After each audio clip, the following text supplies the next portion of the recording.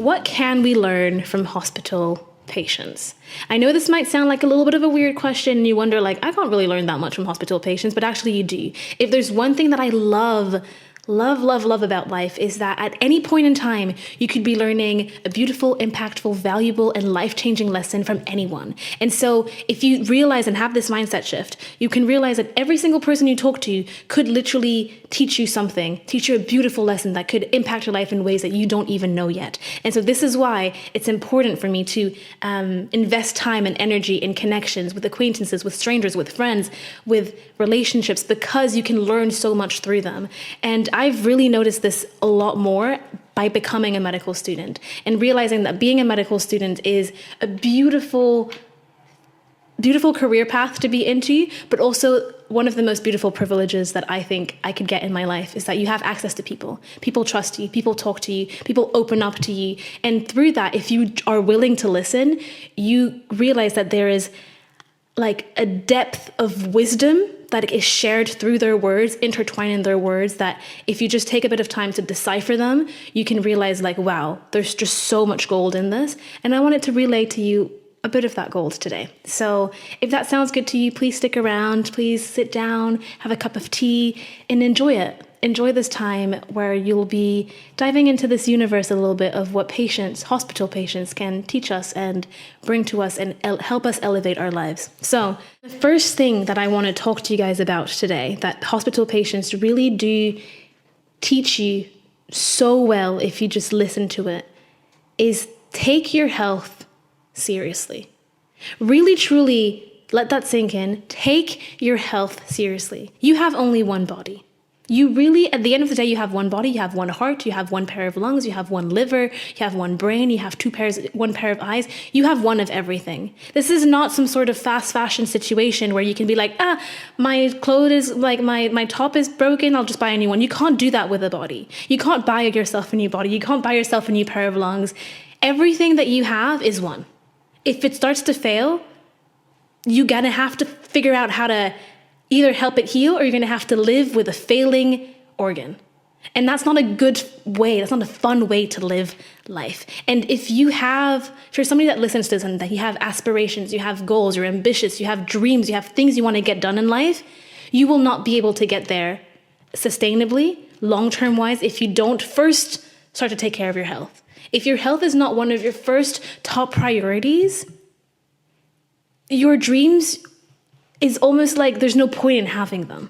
Because if you don't take care of the body, the vessel, the thing that will help you get there, you won't get there, right? For you to get to your dreams, you need to have a body that's functioning, that's healthy. You have to have a brain, a mind that is healthy, that works well, that functions well, that is able to think clearly. If you don't have these things, there's no even point yet to think about what are your dreams. Don't even have to figure out what the dreams are yet. First, focus on the body, focus on the health, focus on having that unlock. Because once you do have that unlock, then you can build on that strong foundation and get to your dreams, because your body, your mind is able to sustain that. It's able to hold that dream. If you have weak foundations where, you don't take care of yourself, or you don't eat well, you do a bunch of things that like destroy and damage your health consistently, at some point, it'll come and bite you back in the ass. Sorry for my language, but it will come and bite you back in the ass. And that's why it's so incredibly important. And I think that hospital patients, sometimes you talk to them and it's almost as if they realize this too late. They're from a different generation, they're older, they didn't realize that health was so important maybe. And then they just get caught up in this thing and they're like, now I can't pick up my grandchildren anymore. Now I can't enjoy family dinners. Now I can't eat food on my own. Now I can't go for a walk and just not be out of breath. Now I can't climb stairs. And it's small things like that if you've never been around people that have lost these small things that they can't do anymore, that you realize these things, sometimes the smallest things are the most precious things. Imagine a life where you couldn't even walk down the road for more than 20 meters before having to have a break to breathe.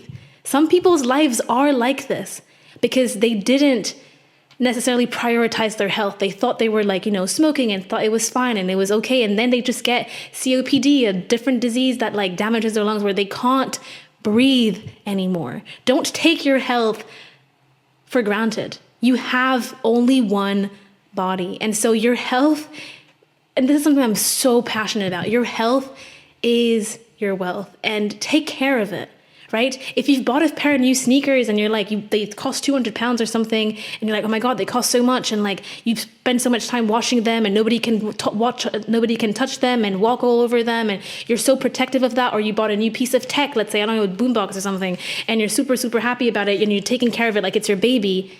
Do the same thing, but put that to the power of 10 for your freaking body. Please, you owe it to yourself. You owe it to your dreams. You owe it to your life to take care of the one thing that you were given that you're not going to have a second of, right? You're not going to have a second body. If you damage this one, that's it. If this boombox breaks, it breaks. I can save money or buy a new one and like buy a better one or something. You can't do that with your body. You're giving one, and it's just take care of it.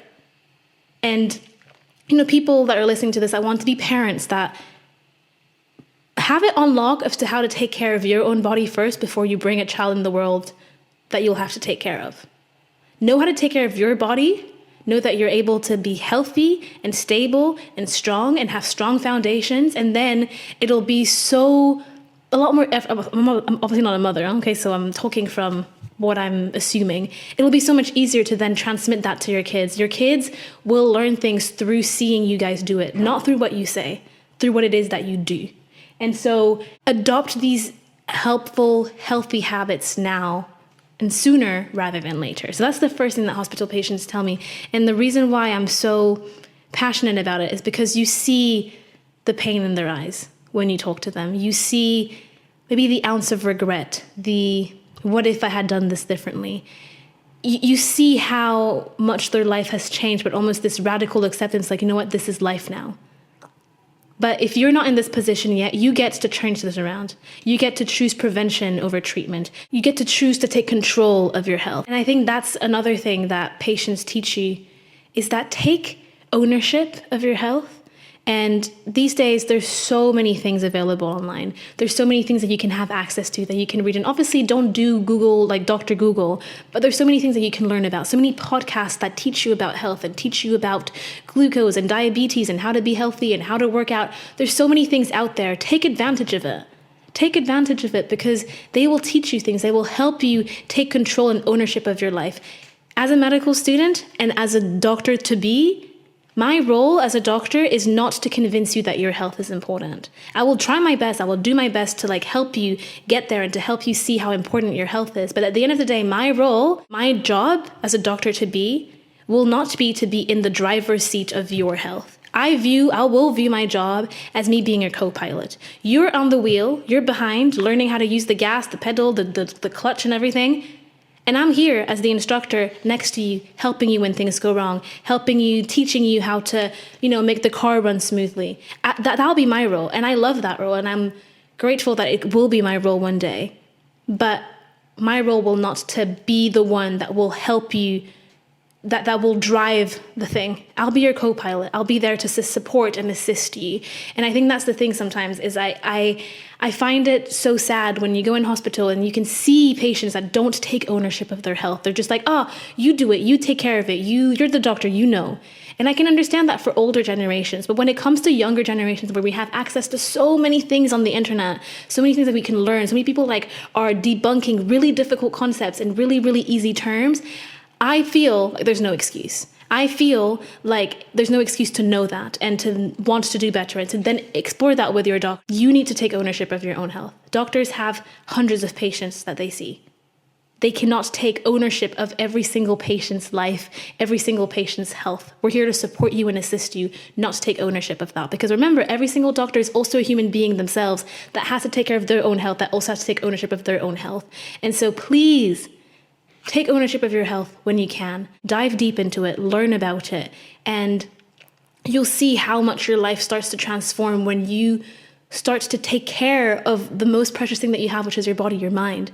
And you'll realize, and it'll also help you develop self-confidence, self-trust, self-love. All of these things that I talk about and that you probably hear about online, all of these things are intrinsically linked to thinking that you are important, that you are valuable, and that your health matters. The next thing that I want to share with you is That's more like an ego thing, but I feel like a lot of hospital patients have taught me the power of saying the things that you want to say to the people that you love, to the people that you appreciate when they come in your mind, and not thinking, oh, this is a bit cringy, I'm not going to say it. Oh, maybe it's a bit too soon. Oh, like I don't want them to know that I like them. Like, let's continue playing this like weird, a cats and dogs situation.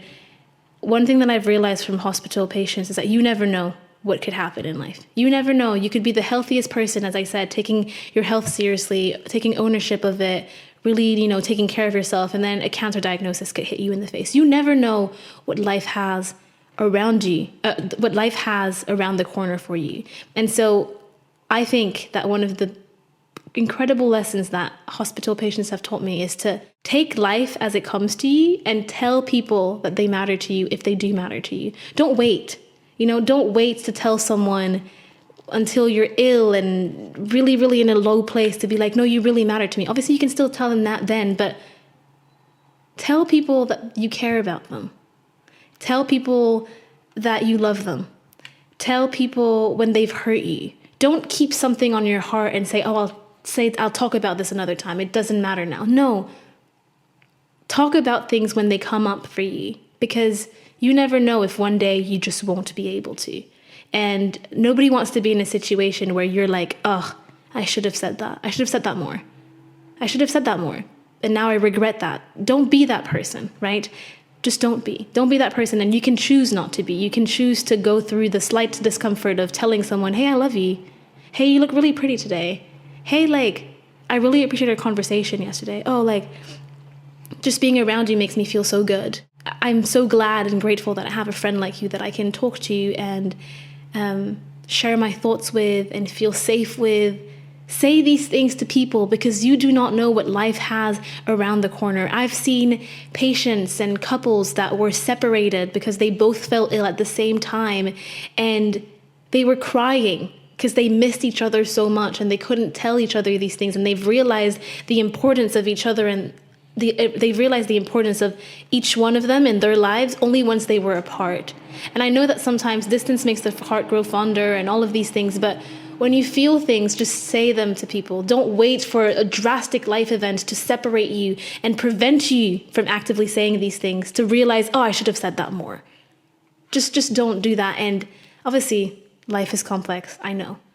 Life is complex. Things can get difficult. Things can get challenging. People have their own traumas. But as much as you can, please do the work. Please invest in yourself. And I have multiple videos on the work that you can do, the journaling tips, like what adulting is all about, all of that in the description if you're interested. But as much as you can, please invest in yourself so that you can liberate yourself from these barriers, liberate yourself from these things that are forcing you to keep you small, so that you can have your heart open, so that you can tell people what it is that you truly mean.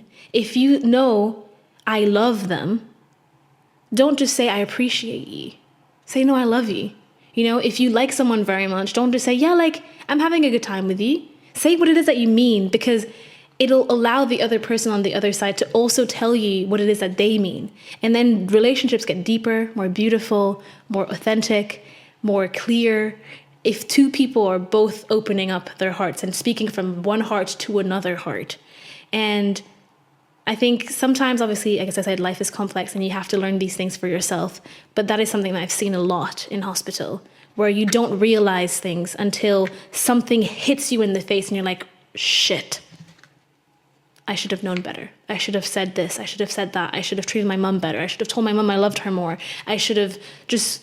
It doesn't matter about the work, about the job, about the work and all the overtime pay that I was running after. What about my kids? Now I can't spend time with my kids. I'm in hospital for 3 weeks and they miss me and I miss them and I haven't seen them in 3 weeks because I was away in Houston or something. Sometimes it's important to sit down with yourself and evaluate what is truly valuable to you, and really look at yourself in the mirror and be like, what is actively important to me in my life? And am I actively prioritizing it to the level that I'd say it's important for me?